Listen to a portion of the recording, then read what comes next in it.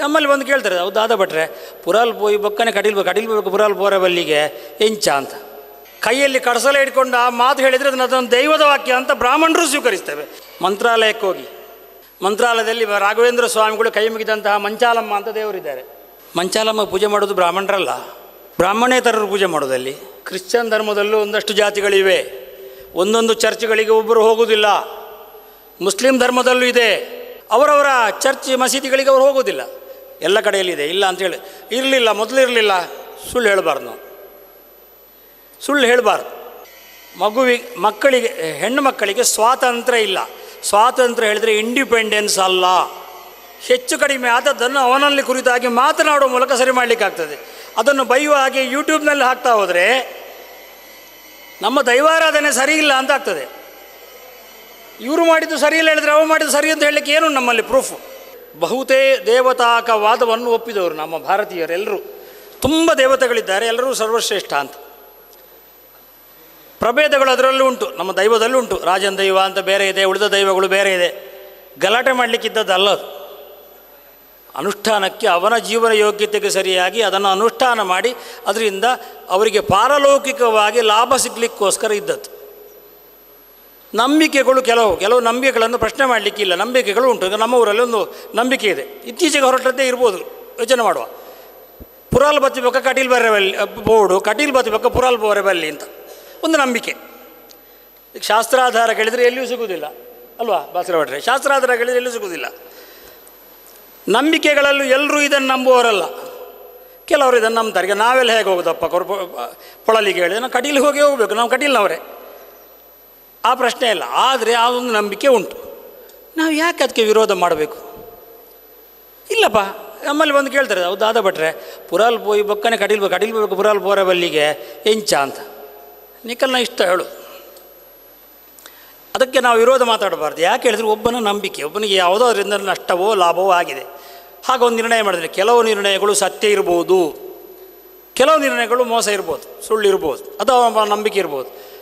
ಅದು ಅವನವನ ವಿವೇಚನೆಗೆ ಬಿಟ್ಟುಕೊಂಡು ಅದನ್ನು ವ್ಯವಹರಿಸಬೇಕೇ ವಿನಃ ಎಲ್ಲವನ್ನೂ ಪ್ರಶ್ನೆ ಮಾಡ್ತಾ ಕೂತ್ಕೊಂಡ್ರೆ ಪ್ರಶ್ನೆಗೆ ಕೇಳುವವನಿಗೆ ಹೇಳುವ ನನಗೆ ಎಲ್ಲವೂ ಗೊತ್ತುಂಟು ಅಂತ ಅರ್ಥ ಅಲ್ಲ. ಸರ್ವಜ್ಞ ಎನ್ನುವಂಥವರು ಆಚಾರ್ಯರು ಹೋಗಿ ಮುಗಿದಾಗಿದೆ. ಈಗ ನಾವು ಅವರ ಅಧ್ಯಯನ ಮಾಡೋರು ಎಲ್ಲವೂ ನಮ್ಗೆ ತಿಳಿತದೆ ಅಂತ ಅರ್ಥ ಅಲ್ಲ. ತಿಳಿದದನ್ನು ನಾವು ಹೇಳ್ಬೋದು, ತಿಳಿಯದಿದ್ದರೆ ನಾವು ಹೇಳಲಿಕ್ಕಾಗೋದಿಲ್ಲ. ಹೇಳಲಿಕ್ಕೆ ಆಗದೇ ಇದ್ದರೆ ಅದು ಇಲ್ಲ ಅಂತ ಅರ್ಥ ಮಾಡಬಾರ್ದು. ಆವಾಗ ನಮ್ಮ ಧರ್ಮ ಉಳಿತದೆ. ದೇವಸ್ಥಾನದ ಕುರಿತಾಗಿ ನಾವು ಹೇಳುವಾಗ ಕಟೀಲಿನ ದೇವಸ್ಥಾನದ ಪೂಜಾ ಕ್ರಮವೇ ಬೇರೆ ಇರ್ತದೆ, ಬಪ್ಪನಾಡಿನ ಪೂಜಾ ಕ್ರಮವೇ ಬೇರೆ ಇರ್ತದೆ, ಅಥವಾ ಇನ್ನೊಂದು ಕಡೆಯಲ್ಲಿ ಪೂಜಾ ಕ್ರಮಗಳೇ ಬೇರೆ. ಈಗ ನಮ್ಮ ಕಟೀಲಿನಲ್ಲಿ ದೇವರ ಉತ್ಸವ ಆಗುವಾಗ ಪಂಚಜೀವಟಿಗೆ ಅಂತ ಇದೆ.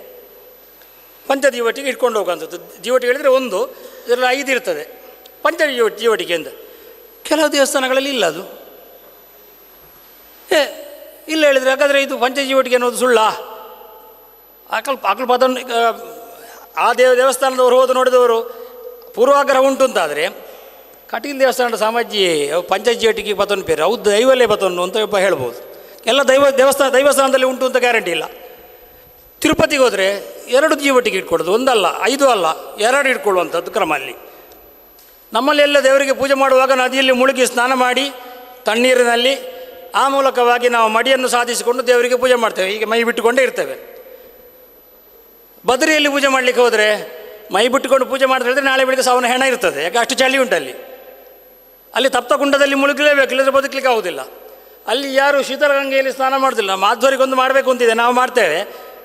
ಮಾಡಿ ಎದ್ದು ಮೈ ಓಡಿಸ್ಲಿಕ್ಕೆ ನಮ್ಗೆ ಲೋಕ ಇರೋದಿಲ್ಲ, ಹಾಗೆ ಇರ್ತೇವೆ, ನಾವು ಮಾಡ್ತೇವೆ. ಬೇರೆ ಯಾರೂ ಮಾಡುವ ಹಾಗಿಲ್ಲ, ಮಾಡುವುದಿಲ್ಲ. ಅಲ್ಲಿ ಹೋಗುವಾಗ ಸ್ನಾನ ಮಾಡಲಿಕ್ಕೆ ಹೋಗಿ ಹೇಳ್ತಾರೆ, ಮರನೇಕಾಯಿ ಯಾಕೆ ಕೇಳ್ತಾನೆ. ಅಲ್ಲಿ ನಾವು ನದಿಯಲ್ಲಿ ಮುಳುಗುವಾಗ ನನ್ನಲ್ಲೇ ಕೇಳಿದ ಮಾತೊಬ್ಬ, ಅಲ್ಲ ಶೀತಲಗಂಗೆಯಲ್ಲಿ ಮುಳುಗುವಾಗ ಇಲ್ಲಿ ಹೇಳುವಾಗ ನಾನು ಎಲ್ಲಿದ್ದೇನೆ ನನಗೆ ಗೊತ್ತಿಲ್ಲ. ಅಂಥ ಜಾಗದಲ್ಲಿ ಅಂಗಿ ಹಾಕಿಕೊಂಡೇ ಪೂಜೆ ಮಾಡೋದು ತಪ್ಪಾ ಸರಿಯಾ?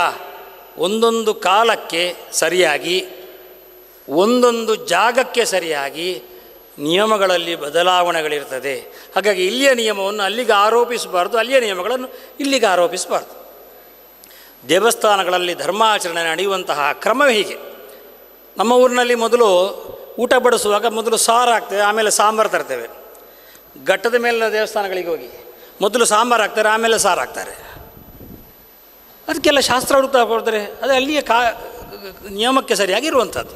ಹಾಗಾಗಿ ಒಂದೊಂದು ದೇವಸ್ಥಾನದಲ್ಲಿ ಒಂದೊಂದು ಕ್ರಮಗಳಿರ್ತವೆ. ಕಟೀಲು ದೇವಸ್ಥಾನದ ಕ್ರಮವನ್ನು ನಾನು ಹೇಳಬಲ್ಲೆ, ಹೇಳಲಿಕ್ಕೆ ಮತ್ತು ತುಂಬ ಸಮಯ ಬೇಕು. ನಾನು ಕಟೀಲು ದೇವಸ್ಥಾನದ ಬಗ್ಗೆ ಹೇಳಲಿಕ್ಕೆ ಹೇಳಿದರು, ಕಟೀಲು ದೇವಸ್ಥಾನ ಹೇಳಲಿಕ್ಕೆ ತುಂಬ ಸಮಯ ಬೇಕು. ಹಾಗಾಗಿ ನಾನು ಇಲ್ಲಿ ಎಲ್ಲರ ಪ್ರತಿನಿಧಿಯಾಗಿ ಬಂದದ್ರಿಂದ ಹೇಳೋದು, ಒಂದೊಂದು ದೇವಸ್ಥಾನದಲ್ಲಿ ಒಂದೊಂದು ಕ್ರಮ ಇರ್ತದೆ. ಆ ಕ್ರಮವನ್ನು ಆ ಕ್ರಮವಾಗಿಯೇ ನಾವು ನೋಡಬೇಕು. ನಮ್ಮ ಶಾಸ್ತ್ರಗಳನ್ನು ಆ ಕ್ರಮದಲ್ಲೇ ನೋಡಬೇಕು. ನಾವು ಹೇಳ್ಬೋದು ಅಸ್ಪೃಶ್ಯತೆ ಇದು ಇರಬಾರ್ದು, ಜಾತಿ ಪದ್ಧತಿ ಇರಬಾರ್ದು, ಹೋಗ್ತದಾ? ನಮ್ಮಲ್ಲಿ ಮಾತ್ರ ಅಲ್ಲ, ಕ್ರಿಶ್ಚಿಯನ್ ಧರ್ಮದಲ್ಲೂ ಒಂದಷ್ಟು ಜಾತಿಗಳಿವೆ. ಒಂದೊಂದು ಚರ್ಚ್ಗಳಿಗೆ ಒಬ್ಬರು ಹೋಗುವುದಿಲ್ಲ.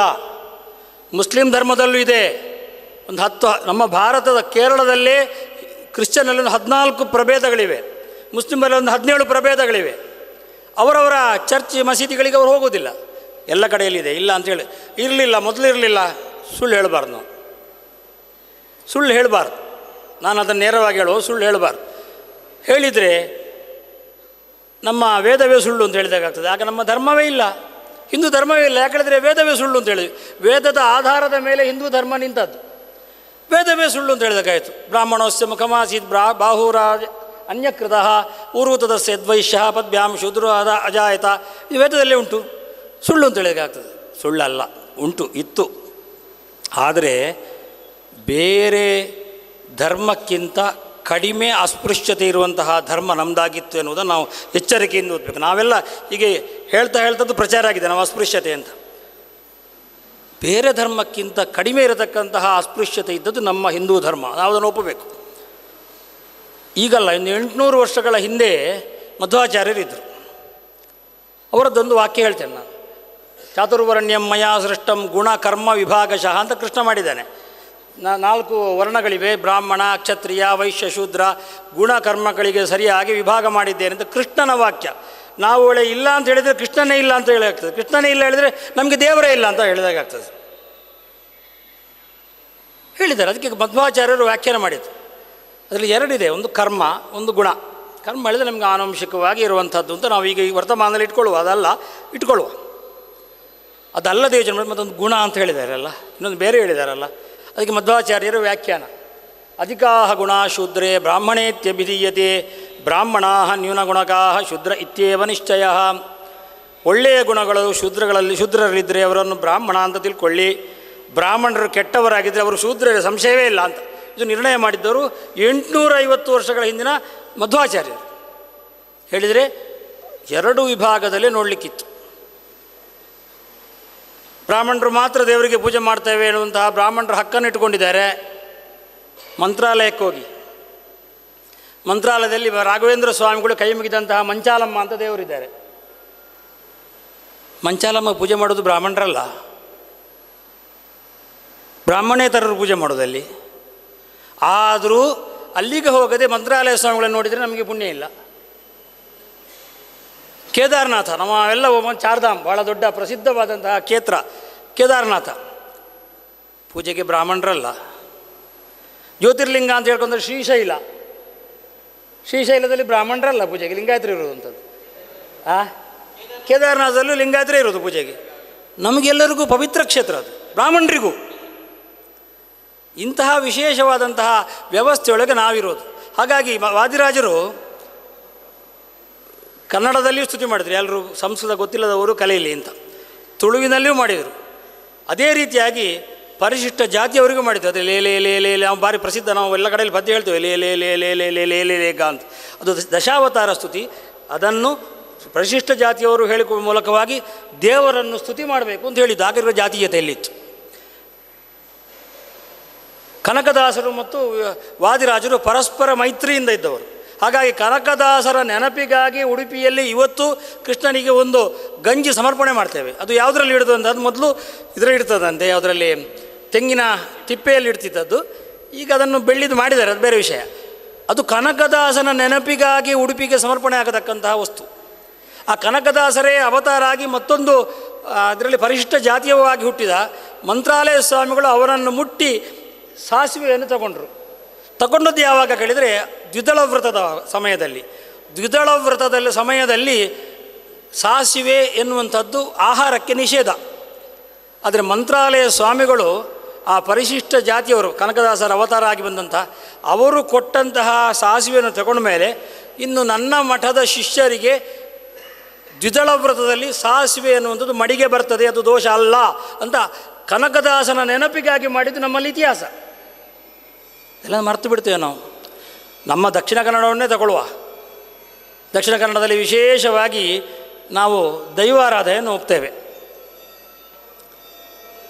ದೈವ ನರ್ತನ ಮಾಡತಕ್ಕಂತಹ ವ್ಯಕ್ತಿಗಳು ಅಂತ ಯಾರು ಕೇಳಿದ್ದು ಪರಿಶಿಷ್ಟ ಜಾತಿಯವರೇ. ಬಹಳ ಹಿಂದಿನ ನಡ್ಕೊಂಡು ಬಂದದ್ದು.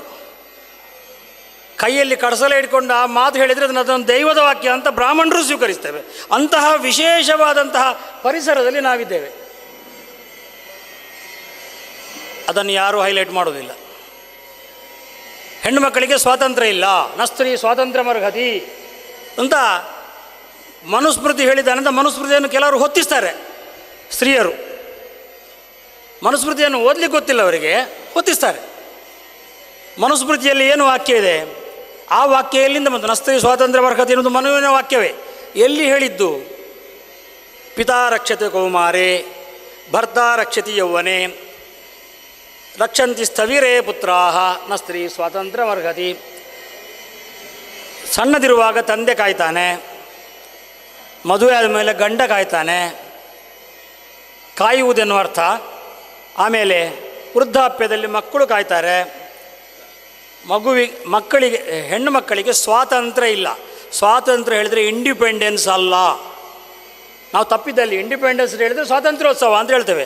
ಸ್ವಾತಂತ್ರ್ಯ ಹೇಳಿದರೆ ಇಂಡಿಪೆಂಡೆನ್ಸ್ ಅಲ್ಲ. ಸ್ವಾತಂತ್ರ್ಯ ಹೇಳಿದರೆ ಸೆಲ್ಫ್ ಟೆಕ್ನಾಲಜಿ. ಇಂಗ್ಲೀಷ್ ವರ್ಡ್ ಹೇಳಿದರೆ ಸೆಲ್ಫ್ ಟೆಕ್ನಾಲಜಿ.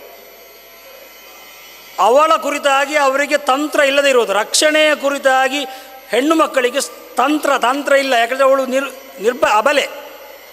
ಇವತ್ತಿಗೂ ಫೋಕ್ಸೋ ಒಂದು ನಾವು ಕಾಯ್ದೆ ಮಾಡಿದ್ದೇವೆ. ಯಾಕೆ ಮಾಡಿದ್ದೇವೆ? ಹೆಣ್ಣು ಮಕ್ಕಳಿಗೆ ಅವರನ್ನು ರಕ್ಷಿಸುವಂತಹ ಸಾಮರ್ಥ್ಯ ಅವರಲ್ಲಿಲ್ಲ. ದೇವರು ಕೊಟ್ಟದ್ದೇ ಅಷ್ಟು. ಆದ್ದರಿಂದ ಅದು ಬಿಟ್ಟು ಬೇರೆ ವಾಕ್ಯಗಳನ್ನು ನೋಡಿದರೆ ಮನುಸ್ಮೃತಿ ಇದ್ದು ಯತ್ರ ನಾರ್ಯಸ್ತು ಪೂಜ್ಯಂತೆ ರಮಂತೆ ತತ್ರ ದೇವತಾ. ಎಲ್ಲಿ ನಾವು ಹೆಣ್ಣು ಮಕ್ಕಳನ್ನು ಪೂಜಿಸ್ತೇವೆ, ಯಾವ ಮನೆಯಲ್ಲಿ ಪೂಜಿಸ್ತೇವೋ ಗೌರವಿಸ್ತೇವೋ ಆ ಮನೆಯಲ್ಲಿ ದೇವತೆಗಳೆಲ್ಲ ಕುಣಿತಾರೆ ಖುಷಿಯಲ್ಲಿ ಎನ್ನುವಂಥದ್ದು ಅರ್ಥ. ಅದಕ್ಕೆ ರಮ ಅಂತ ಹೇಳಿದರೆ ಸಂತೋಷದಿಂದ ಇರ್ತಾರೆ ಅಂತ ಅರ್ಥ. ನಮ್ಮಲ್ಲಿ ತಂದೆ ಮಾಡಿದ ನಮಗೆ ಉಪಕಾರಕ್ಕೆ ಋಣ ಪರಿಹಾರ ಮಾಡಲಿಕ್ಕಾಗ್ತದೆ. ತಾಯಿ ನಮ್ಮನ್ನು ಹೆರ್ತಾಳಲ್ವಾ, ಆ ಋಣವನ್ನು ಪರಿಹಾರ ಮಾಡಲಿಕ್ಕೆ ಆಗುವುದೇ ಇಲ್ಲ ಅಂತ ಪರಶುರಾಮ ದೇವರ ಪ್ರಕರಣದಲ್ಲಿ ನಮಗೆ ಪುರಾಣದಲ್ಲಿ ಸಿಗ್ತದೆ. ಎಲ್ಲ ಋಣವನ್ನು ಮುಗಿಸಿದಿ ಮಗ, ಇನ್ನು ಒಂದು ಋಣ ಉಂಟು, ನಾನು 9 ತಿಂಗಳು ಹೊತ್ತು ಹೆತ್ತದ್ದು, ಅದನ್ನು ಯಾರಿಗೂ ಮುಗಿಸ್ಲಿಕ್ಕಾಗಲ್ಲ, ನಿನಗೂ ಮುಗಿಸ್ಲಿಕ್ಕಾಗೋದಿಲ್ಲ ಅಂತ ಎನ್ನುವಂಥ ವಾಕ್ಯ ಸಿಗ್ತದೆ ನಮಗೆ. ಸ್ವಾಮಿಗಳಾದವರು ನಮ್ಮ ಉಡುಪಿ ಅಥವಾ ನಮ್ಮ ಶೃಂಗೇರಿ ಈ ಕ್ರಮದಲ್ಲಿ ತಂದೆಗೆ ನಮಸ್ಕಾರ ಮಾಡಲಿಕ್ಕಿಲ್ಲ, ಆದರೆ ತಾಯಿಗೆ ನಮಸ್ಕಾರ ಮಾಡಬೇಕು, ಸಾಯುವವರೆಗೂ ಮಾಡಬೇಕು. ಶಂಕರಾಚಾರ್ಯರು ಸ್ವತಃ ಸ್ವಾಮಿಗಳಾದ ಮೇಲೆ ತಾಯಿಗೆ ಯಾರೂ ಕ್ರಿಯೆ ಮಾಡಲಿಕ್ಕೆ ಇಲ್ಲ ಅಂಥೇಳಿ ತಾಯಿಯ ಔರ್ಧ್ವದೈಕ ಕ್ರಿಯೆಯನ್ನು ಮಾಡಿದವರು. ಇಷ್ಟು ಗೌರವ ಕೊಡ್ತಾ ಇರತಕ್ಕಂತಹ ನಮ್ಮ ಸನಾತನ ಧರ್ಮ ಹೆಣ್ಣು ಮಕ್ಕಳಿಗೆ ಗೌರವ ಕೊಡುವುದಿಲ್ಲ ಎನ್ನುವಂತಹ ರೀತಿಯಲ್ಲಿ ಮನುಸ್ಮೃತಿಯನ್ನು ಹೊತ್ತಿಸುವಂತಹ ಕ್ರಮ ಪರಿಪಾಠ ಬಂದಿದೆ. ಅರ್ಧ ಓದಿದವರು ಹೇಳಿದಂತಹ ಉಪದೇಶ, ಏನು ಓದಿದವರು ಅದನ್ನು ತಿಳ್ಕೊಳ್ಳೋದು ಅಷ್ಟೇ, ಇದರಿಂದ ನಡೀತದೆ. ಅದರಿಂದ ಹೇಳಿದ್ದು ನಾನು, ಧರ್ಮಶಾಸ್ತ್ರ ಹೇಳಲಿಕ್ಕೆ ಯಾರು ಶಾಸ್ತ್ರ ಕ್ವಾಲಿಫಿಕೇಷನ್ ಬೇಡ ಅವರಿಗೆ. ಇದರಿಂದ ನಮಗೆ ಸಮಸ್ಯೆ ಆಗಿದೆ. ದೇವಸ್ಥಾನ ಎನ್ನುವುದು ಯಾಕಿದೆ ಅಂತ ಹೇಳಿದರೆ, ಎಲ್ಲ ರೀತಿಯಲ್ಲಿ ನಮ್ಮ ಸಂಸ್ಕಾರವನ್ನು ಉಳಿಸಲಿಕ್ಕೆ, ಸಂಸ್ಕೃತಿಯನ್ನು ಉಳಿಸಲಿಕ್ಕೆ ಇರುವಂಥದ್ದು. ದೈವಾರಾಧನೆ ಯಾಕಿದೆ ಹೇಳಿದರೆ, ನಮ್ಮ ಈ ನಾಡಿನ ಕಟ್ಟುಕಟ್ಟುಗಳನ್ನು ಉಳಿಸಲಿಕ್ಕೆ ಇರುವಂಥದ್ದು. ಹೆಚ್ಚು ಕಮ್ಮಿ ಆಗ್ಬೋದು, ಹೆಚ್ಚು ಕಮ್ಮಿ ಆಗೋದಿಲ್ಲ ಅಂತ ಹೇಳೋದಿಲ್ಲ, ಎಲ್ಲ ವಿಷಯದಲ್ಲೂ ಹೆಚ್ಚು ಕಮ್ಮಿ ಆಗ್ತದೆ.